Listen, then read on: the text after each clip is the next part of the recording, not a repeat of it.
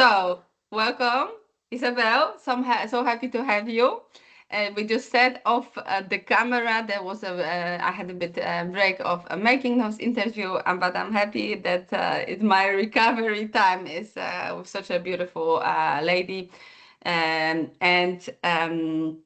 I will ask you 8 questions, and on the end, Mhm. you can make a wish. And this is my Oh, interview M8 from I Got Your Back. My name is Bata van Velzen. I'm intercultural trainer, and I meet here on my channel with amazing women who inspire me and think I'm doing something really important and great for other women.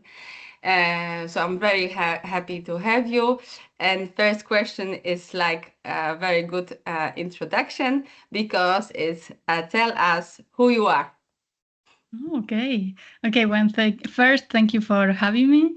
I feel very flattered when you say you interview inspire women. So thank you for this space, and also love the idea of bringing different voices and bringing different stories into your channel. So thank you for that. So who am I? What a deep question to start. Yes, uh, okay. Straight away, deep water here. Yes. So I used to introduce myself from a professional way. So I think I will try not to go there straight away.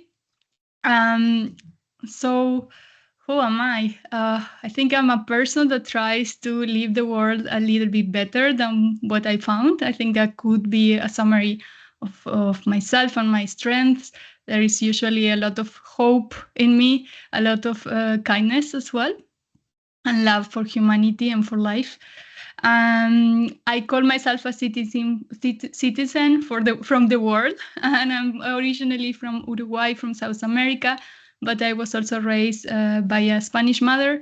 So I think the multicultural was always in my home, even if I didn't realize it until I moved to Europe and I realized living and meeting so many people that have different cultures in their home, that I was experiencing that from early age, and that makes sense in the sense of sometimes not feeling fully belonging in all the spaces.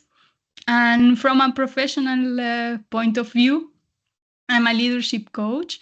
I work for 13 years in corporations. First, I started as an accountant. Originally, I was an accountant, and I work for market leader companies such as PwC, Allianz, National Netherlands here in the Netherlands. I work in Uruguay, in Ireland, and in the Netherlands across 3 different countries in finance and risk management. And 2 years ago, and after a decade of personal development and inner journey in some way, spiritual inner journey and professional journey, I decided to start my own business where I help women. And I usually say, because my business is called Next Femme Leaders School. So it's the school for conscious and ambitious women that want to make a big impact with their work with their careers without losing themselves or their well-being in the process. So leading with confidence and authenticity. So I help them through that process of really gaining their power back, or really clarifying where they want to go, what they want to do, and what I usually call like a clean of the patriarchy beliefs that we all hold in ourselves as women. Doing a deep cleaning of all the limitations and all the saboteurs that usually Mhm. we have, we have had since we are little girls. So Yeah. that's a little bit of the process, and gaining back that intuition, that courage. So yeah, courage and compassion are the 2 words that come a lot in my work.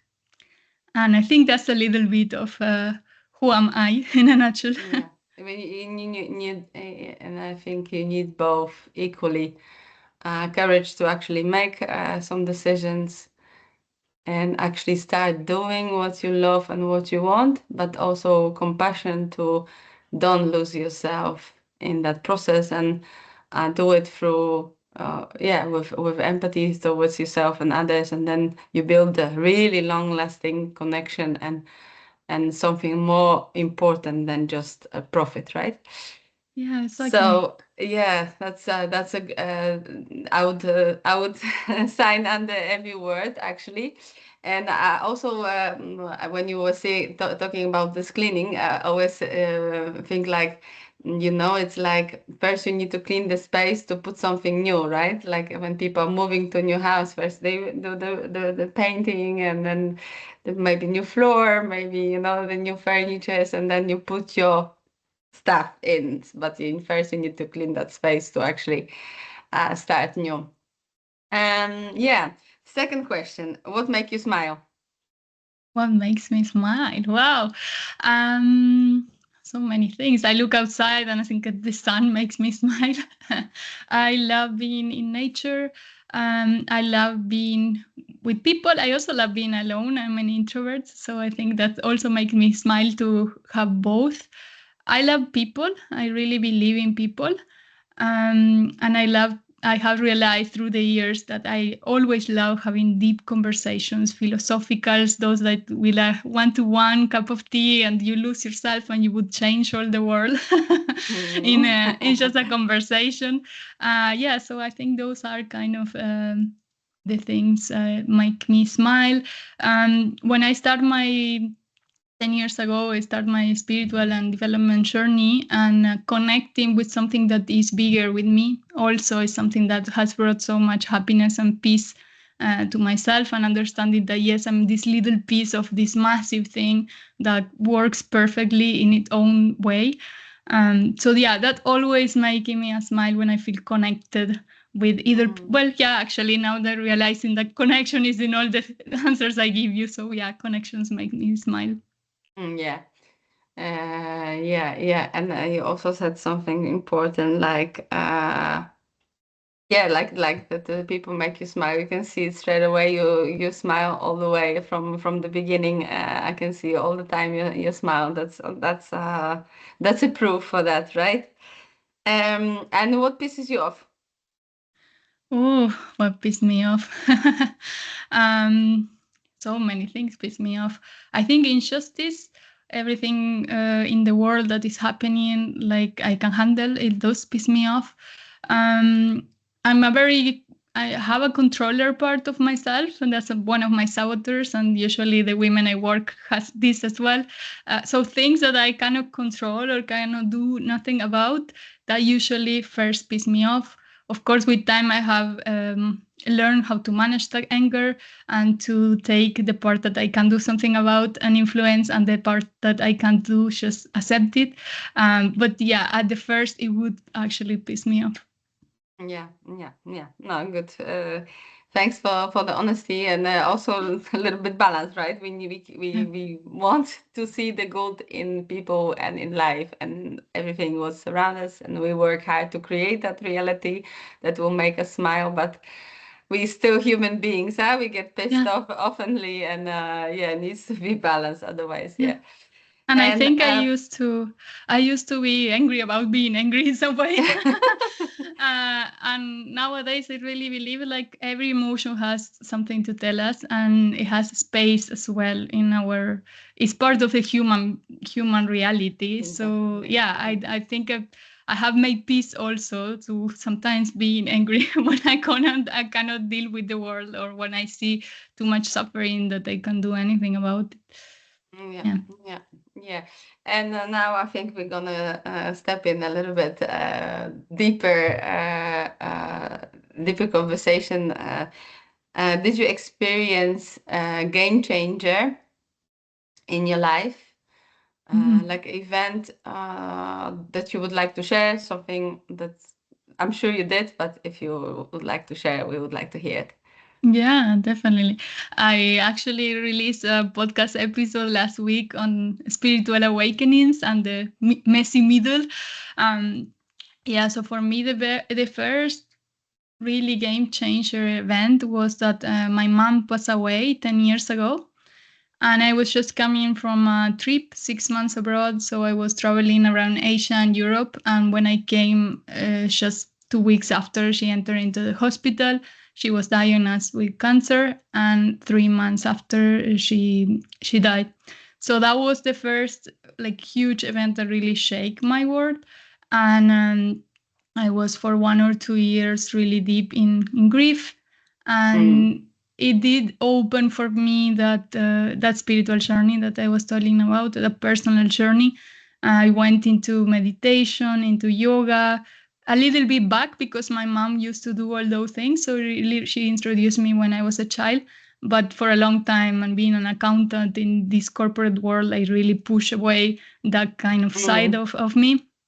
And the grip and really the pain made me back to those practices. I really needed the support. Of course, I also went into therapy to have that support for the grief. And it was, I think, it's one of the big events in my life that nowadays I look back, and so many decisions came from that event in some way. So many, because, yeah, I think being close to death, usually what makes you is also come closer to life in some way. So I started challenging everything in my life. And at the beginning, the answers were not nice because I was 26 and I have been living life more for society than for myself. I have been like doing like a checklist, I usually say, of everything I had to do, the nice career, the nice relationship, like all the steps that I was told, and I didn't have anything of that I felt it was mine, it was myself, or I could be really proud that it was my own stamp in life. So yeah, it really shook me, and after 2 years of that, I ended moving abroad and going to Ireland. That was a dream I had for a long time, but I was not acting on it until this happened. And it was a dream that made no sense because I was already established as a professional, and I put myself into going to study abroad with 21, 20-year-old students while I was 28. And now looking back, I was super young, but at the moment I felt, oh, this is so old, it makes no sense. But I still decided to do it, and it was the first time that I started acting on something that was for myself, and because I felt it in my gut and not because it makes sense. Absolutely. Yeah, it's funny. Now yesterday, well, that story is not funny, but I think it's funny, like how we think when, like, in our past, that we were already too late for something, or so yesterday I got from my friend from Poland this like a short movie on Instagram, and it was like a beautiful, very touching. I was really crying constantly, not constantly but instantly. It was like a lady who was writing a letter, being 70. I had this dream. I woke up and I was 38, and then what she did, Oh yes, right. what did she did, knowing what she knows when she's 70. Oh, so amazing, so touching, like appreciating all those things that you have, and from the perspective of when it's already gone, or when you have completely different life, your body is different, and some people, they're not anymore there. So yeah, it's like I always say, perspective is everything. Like, and we all have our own reality that we function in, and we think like this is it.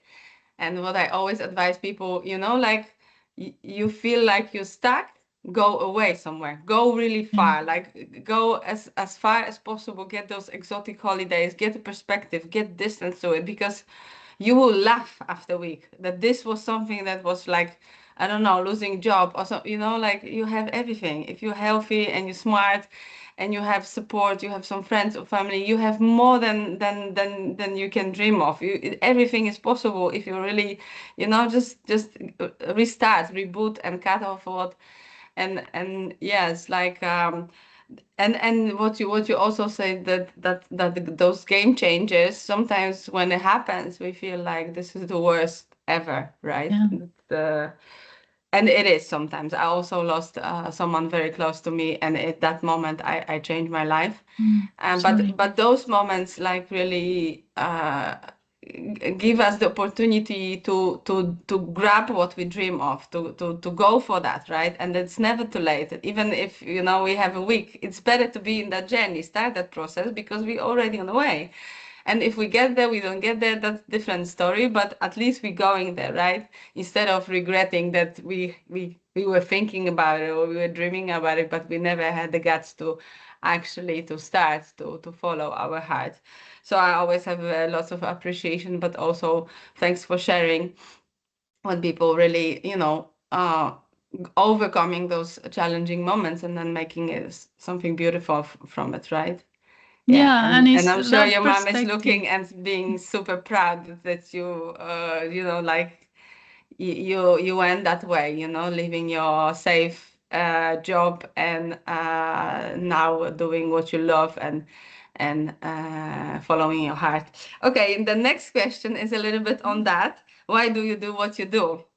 Oh, why do I do what I do? I think it became clear last year. So I started women's circles as 5 years ago, and it really started with my sister. And we started doing these little rituals. It was in part to connect with nature, but also 5 years into my journey, my self development and personal journey, I realized I was being alone and I didn't have anybody to really share those practices I was doing, and it was kind of a secret thing in my life. So we did a first like really women's circle or healing ceremony with my sister once I was in Uruguay, and then after that I kind of proposed it to some friends and to some friends from friends, and we kind of start with this group of Uruguayan women that had no connection between them, just like me in some way. Some were my friends, some were their sisters, and there was the girlfriend of my stepbrother. They were all connected with me, but not within each other. And it started a really nice group that we get together. I was already starting to study meditation and yoga as a teacher and coaching as a coach. So I brought all these practices that I want to share with them, and it was kind of they were my guinea pigs in some way. And we started getting together first by Zoom because I was already in Ireland, and then sometimes when I went to Uruguay in person as well. And it created really this space where we came as women, and that it was so healing to see the other stories, so inspiring when others were up, and also so like those two words that we say, no, courage and compassion were coming all the time. Compassion on seeing like, oh, somebody else is also suffering and I'm not alone into that, and courage also like to see the stories changing. So sometimes one lose their job and then 6 months later we saw her building a new career or starting somewhere else. Somebody broke up in a relationship, and the same 1 year later we saw her starting a new relationship but was way more aligned than the one before. So we start seeing all these cycles into us. And 2 years ago, when I started my entrepreneurship journey, I decided to do that in Amsterdam, and I create women's circles in Amsterdam as well. And I have been hosting those for a few years now. And last year, I started realizing, because I was also a leadership coach, and I started realizing that what my why was that I really want those women to be on the top. I want women to be leaders, and I want conscious women to be leaders, women that have work in themselves, that are connected to their intuition, to their spirituality, to their personal development, and that they have the confidence, because usually they have the ambition, but usually what they are missing is the confidence and the courage to step into those places. And that became my most why. One of my processes was a beautiful woman that was a leader already and that was coming from maternity leave. And we did such a nice process where she thought she wanted to do another career. She wanted to transition. That's how she asked at the beginning. That was the coaching process goal. But then in the middle, she realized that she didn't really want to change career. She didn't even want to change companies. She just was missing that confidence to step up and to put boundaries when she needed, to speak up when she needed, and to really like act as a leader of her team as well. And once she got that back, she started falling in love again with her career and her mission. And it became really clear that that was her vision, actually. So yeah, that's the kind of women I want to see in the top of organizations, and because I think that would be a better world if we have. I don't want all the leaders to be women, but even if we have a good representation of female leaders at the top and women that have work in themselves, I think it will be a better world. I totally agree. Totally agree, because um, we still have very unbalanced position between the management position, how they divided between women and men, but also those that are on the position that should have impact.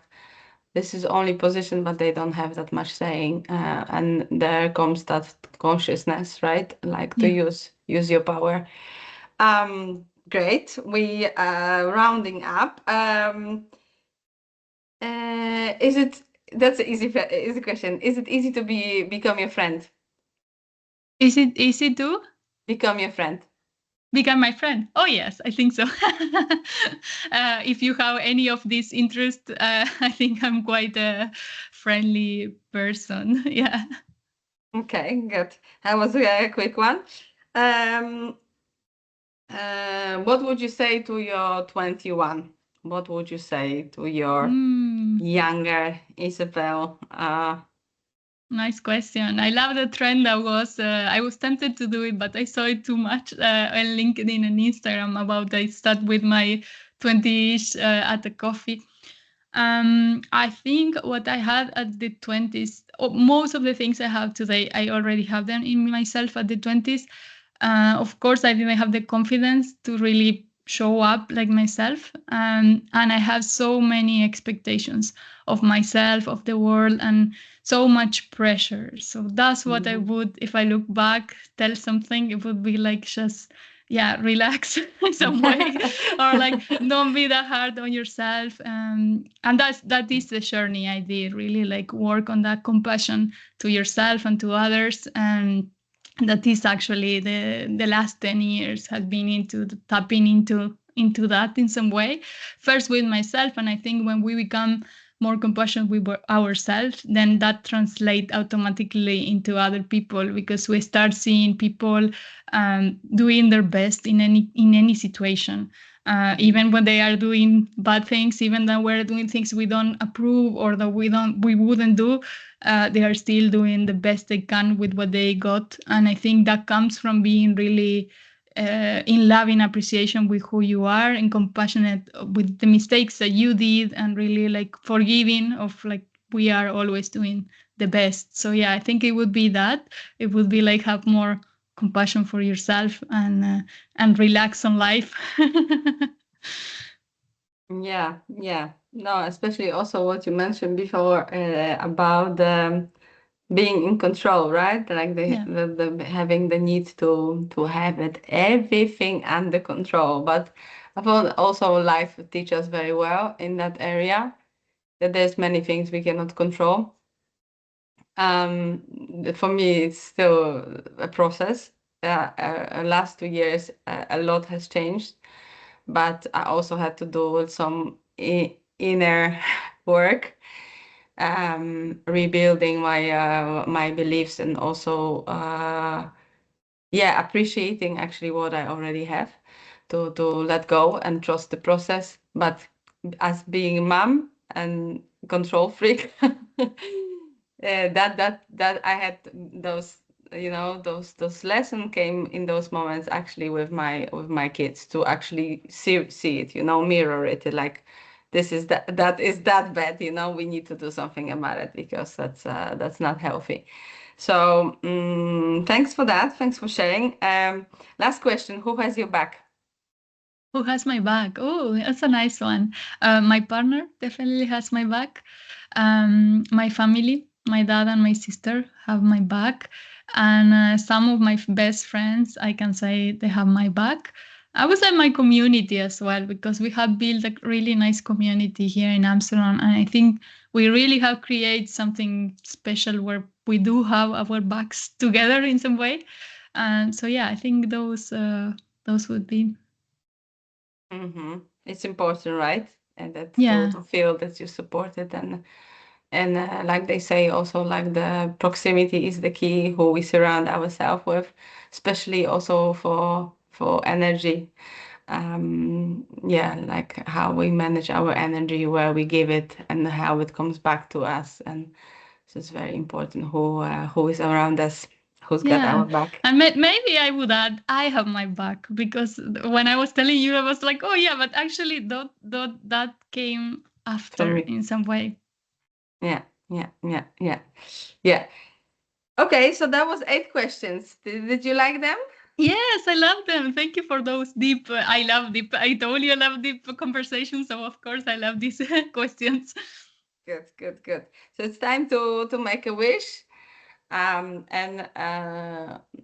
I'll give you some time, of course, to think of the wish and send that wish to the universe.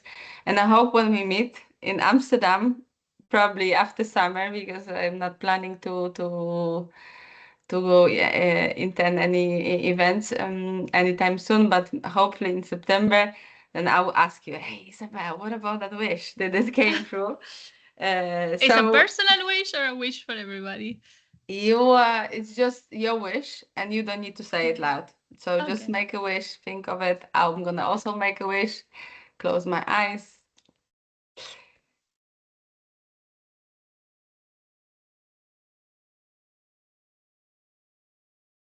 Okay. Yeah? Yes. I will Great. let you know when I see you if it came or not. Yes, I'm gonna ask you. Thanks a lot. Thank Have a you. beautiful week. I'm happy we did it at the beginning of the week. Let's Yes. hopefully it will set up on a good path and set up the base for good conversation coming week with other beautiful people that come our way. And hopefully see you soon live, and we'll be in touch. And thanks for doing your great job and helping other women to grow and yeah, feel like they're part of something bigger. Thank you. Thank you so much Thank for you. doing this. Thanks. I'm gonna switch the recording.